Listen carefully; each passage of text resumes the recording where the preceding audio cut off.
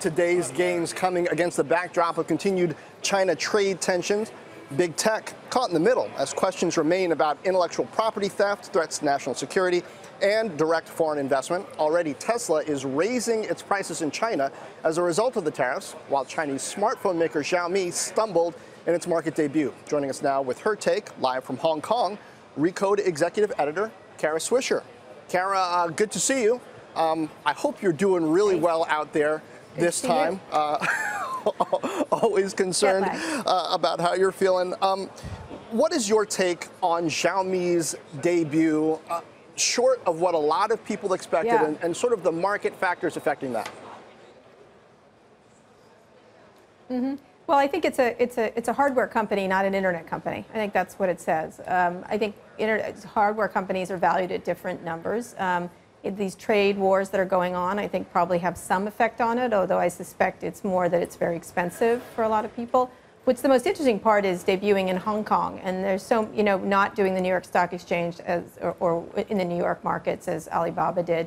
And there's a whole slew of other Chinese companies that might debut on this market. So it's important that they have a relatively good showing using the markets here. But I think it has more to do with the expense of it and the fact that it's a hardware maker and hasn't shown enough internet promise yet, in services and other things like that.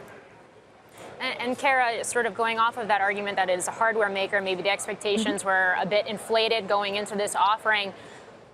The argument's also there that Xiaomi is going to need to expand to other markets, including possibly the U.S. if it wants to continue growing its revenues. When you do have this escalating trade conflict between the U.S. and China, does that affect it longer term? Well, I don't know if they would have gotten in the U.S. anyway. I mean, look, a lot of Chinese companies have had issues, not just in this administration, with the previous one, about moving into the U.S. And there hasn't been a lot of aggressive growth by Chinese companies in the U.S. because of all kinds of reasons, national security, all kinds of things, issues around how the government regulates these companies.